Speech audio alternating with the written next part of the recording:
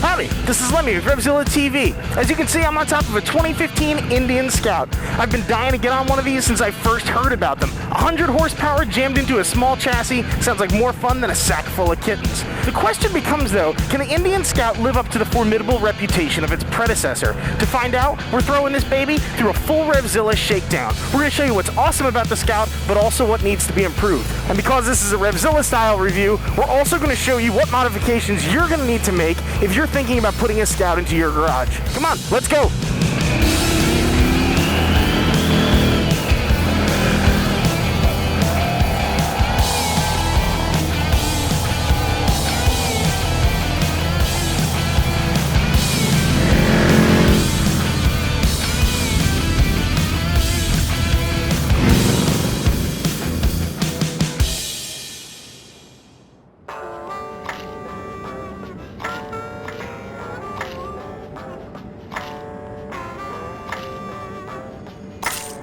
The 2015 Indian Scout is a new entrant to the mid to heavyweight level cruiser market.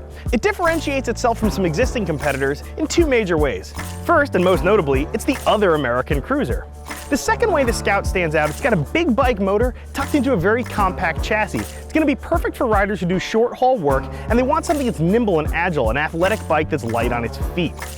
Now, couple that information up with the fact that the Indian Scout is easily the most affordable item in Indian's lineup, and it's not too hard to see what customer they're gunning for. They're looking for younger riders, returning riders, but riders who have enough experience to understand that there's some cachet in owning a premium brand like an Indian. Remember, Indian is America's oldest motorcycle manufacturer.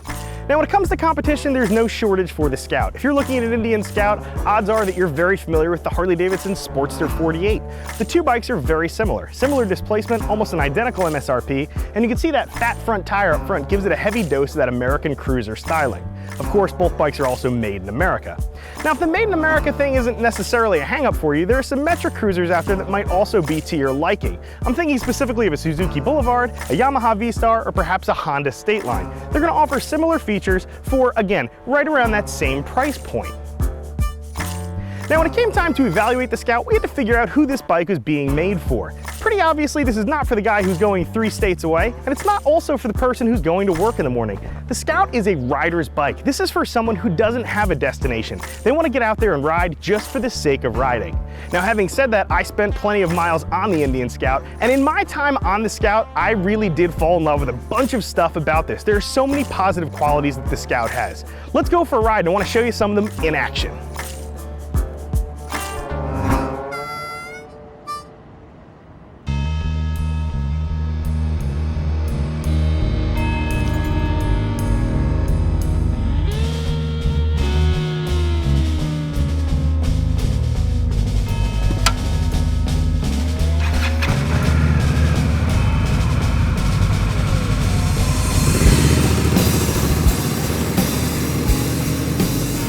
Now, when I got on the Indian Scout, I did the same thing I do with every bike that I don't own. Treated it like it wasn't mine. I got on this thing and I started romping on it, and man, the engine is a peach. This motor has got so much power, over 4,500 RPMs. You can just get right on it, and this thing gets right up to speed. It really is a quick bike.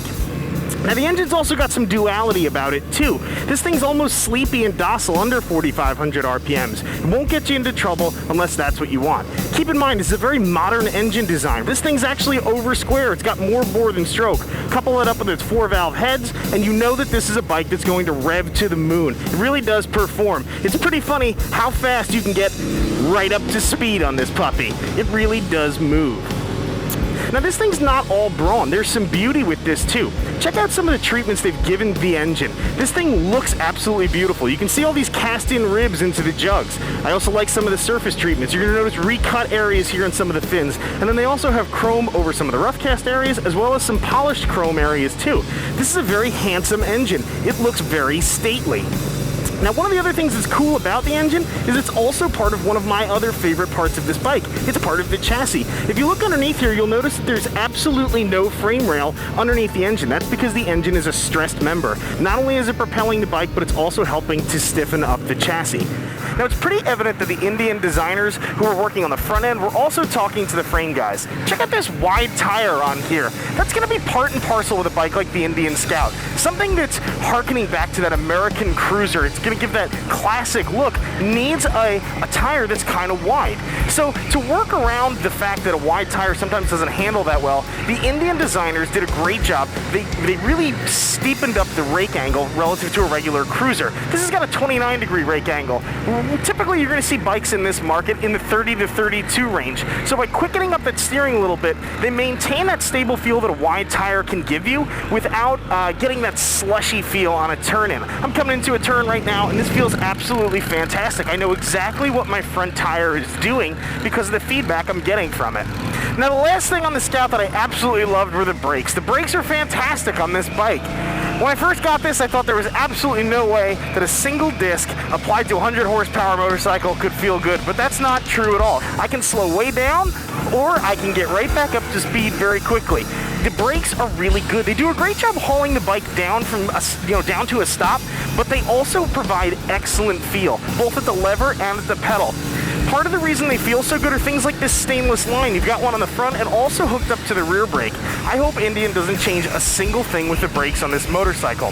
Now, I could talk all day about things that were positive about the Scout, but in living with it day to day, there were some flaws that started to expose themselves.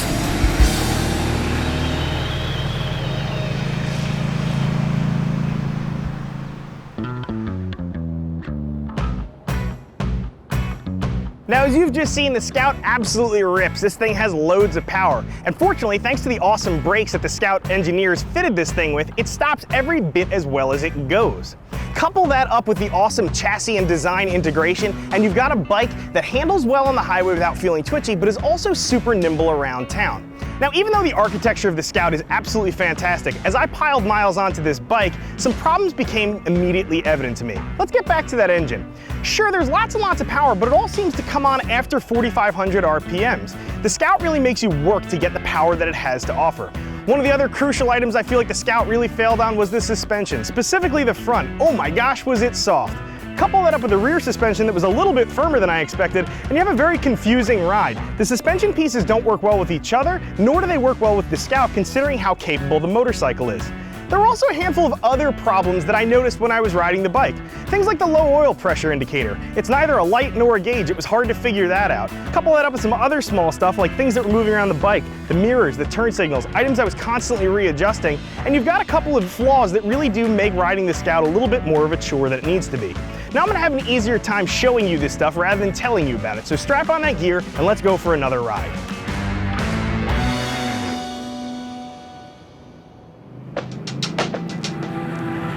Now, when I first got the Indian Scout, I had to learn how to ride this bike. It's not like your traditional cruiser. This thing doesn't have gobs and gobs of low-end torque. If you're a habitual engine lugger, the Scout leaves a lot to be desired. If you're in the wrong gear, cranking down doesn't produce any torque. You can see it right now, just there. I was at full throttle because I was in the wrong gear. This thing just has no low end. It's got lots of power, but you have to be willing to get it out of there. So if you're a serial engine lugger, the Scout might not have a drivetrain that you love.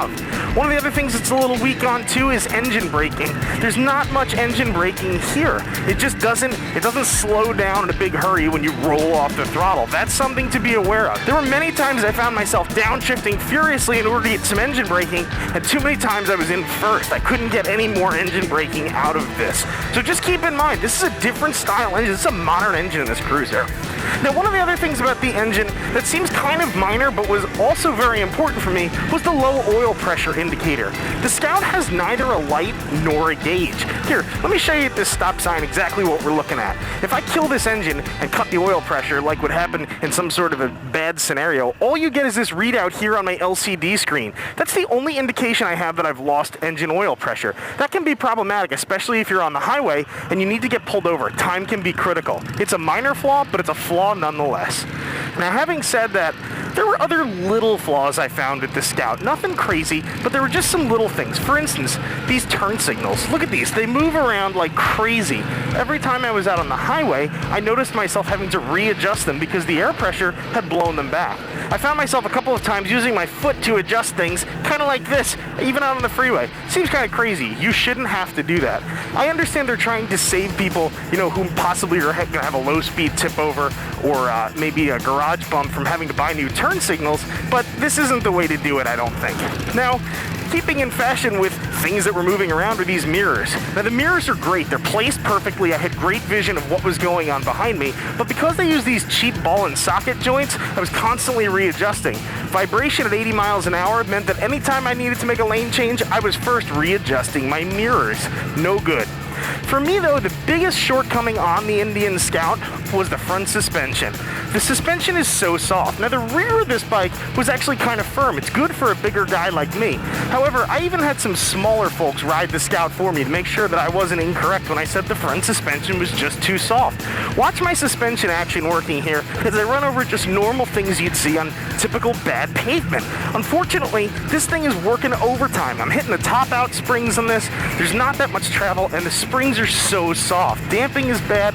It's not confidence inspiring, especially for a younger rider or somebody without boatloads of experience. They don't want to feel their front tire not giving them feedback from the road. This thing is completely undersprung. I don't really like it. This is something that the Scout should have been addressed. This suspension is flat out unacceptable. Fortunately, all of these things are easily fixable. The Scout's a great bike as long as we get a couple things repaired.